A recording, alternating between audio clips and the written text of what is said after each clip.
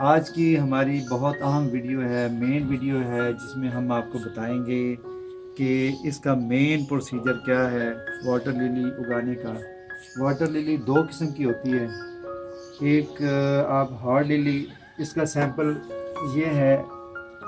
ये इसका प्रोसीजर भी बताएंगे कि इसको निकालते कैसे हैं मेन टब में से। तो ये इसका एक हमने सैंपल निकाल के रखा है। ये एक मुकम्मल प्लांट है, फुली ग्रोन अप प्लांट।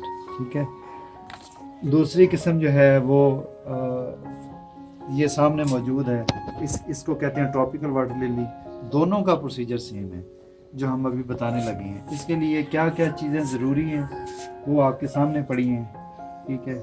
सबसे पहले इसके दो तरह के प्रोसीजर होते हैं। एक प्रोसीजर को हम आपको एक प्रोसीजर फॉलो करके बताएंगे, दूसरा वैसे बताएंगे। एक में ये है कि एक बॉल दूसरे बॉल के अंदर रख के, तो वो है प्रोसीजर। दूसरा ये है कि डायरेक्ट सॉइल के अंदर प्लांट कर देते हैं, जैसे हमारे सारे टब्स में डायरेक्ट हमने किया हुआ है। दोनों के फ़ायदे और दोनों के नुकसान हैं।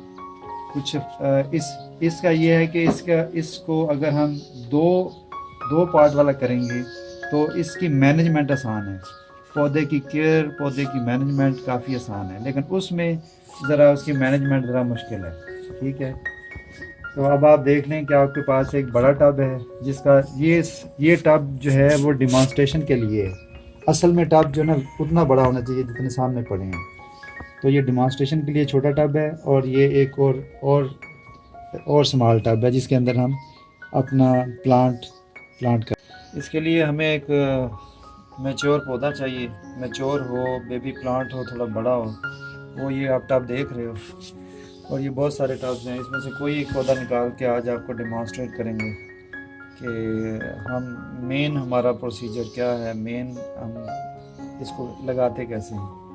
ये सैंपल हम यहाँ से उखाड़ते हैं।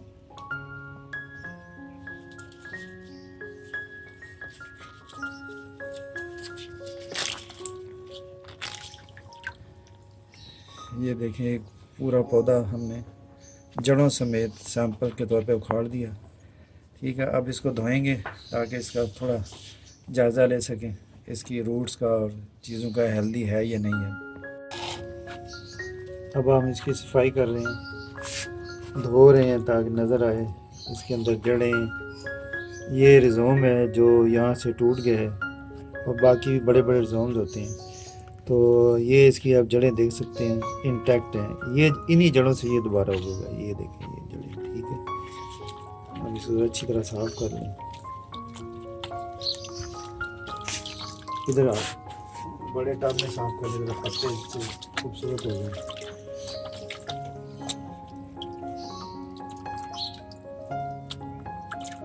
ये देखें जी आप, माशाल्लाह हेल्दी।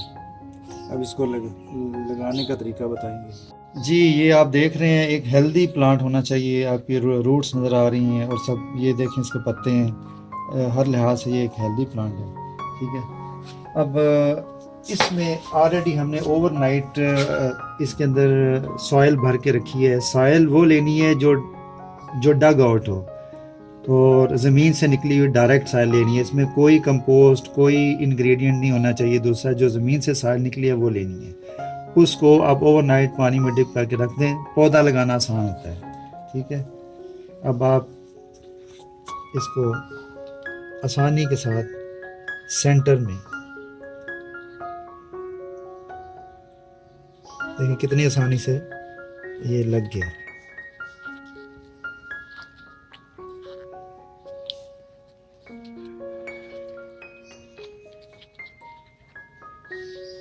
ठीक है। अच्छा, ये हमने इसकी प्रोटेक्शन के लिए कि इसके अंदर जो फ़िश डालनी है वो उसको नुकसान ना पहुँचाए, बजरी के एक लेयर बिछाएंगे ताकि ये थोड़ा महफूज हो जाए।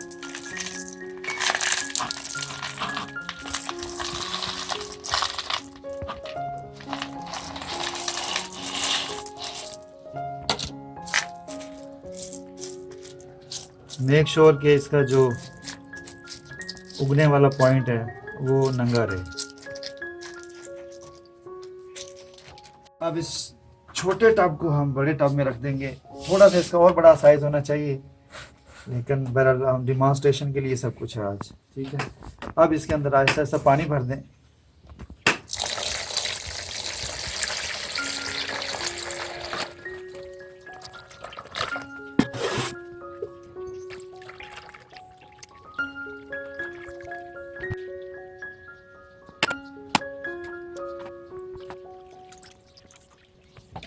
जी आप देख रहे हैं, फिर हमारा प्लांट अच्छे तरीके से स्टेशन हो गया है। अब आप देख लें, इसके पत्ते खुद ही सीधे हो जाएंगे। अब लास्ट स्टेप जो है वो हमारा, हमने इसमें फिश छोड़नी है। ये दो कोई फिश हैं, हमने ऑलरेडी अलग करके रखी हुई है। बिस्मिल्लाह, चलो जी। Second one, we should also go. These are our friends. ये हमारी दोस्त हैं, बहुत अरसे से हमारे पास हैं, तकरीबन 1 साल की हो चुकी हैं। ये था एक प्रोसीजर। दूसरे प्रोसीजर में अब आपको बता देते हैं कि यही प्लांट जो है, जो वहाँ से निकला था, वो आप डायरेक्ट इधर आप इस तरफ आके डायरेक्ट बड़े टब में सॉइल के अंदर, ये देखें सारी ये सॉइल है, फुल सॉइल भरी हुई है। हमारे सारे टब सॉइल में लगे हुए हैं, तमाम प्लांट्स सॉइल में लगे हुए हैं। उससे कि ग्रोथ बहुत अच्छी होती है। इसमें ग्रोथ थोड़ी लिमिटेड होती है इस प्रोसीजर में, लेकिन ये सफाई के लिए, मैनेजमेंट के लिए अच्छा है। आज की हमारी वीडियो थी।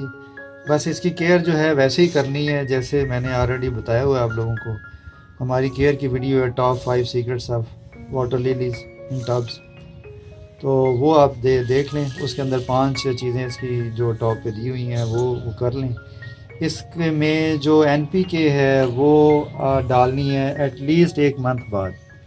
तो बाकी जो है वो एज़ इट इज़ इसको ग्रो होने दें, तो आहिस्ता आहिस्ता ये फुल प्लांट उस तरह हो जाएगा मतलब, और इसके फूल वगैरह आएंगे सीज़न में। इसको प्लांट करने का बेस्ट टाइम जो है वो अप्रैल में है।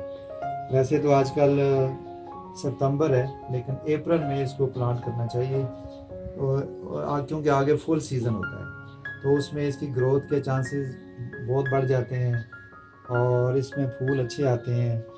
इसके अगर आप केयर करते रहेंगे तो बहुत हेल्दी एनवायरनमेंट देगा आपको। उम्मीद है आज की वीडियो आपको पसंद आई होगी, और हमारा चैनल सब्सक्राइब कर दें, इसको लाइक कर दें। Thank you very much.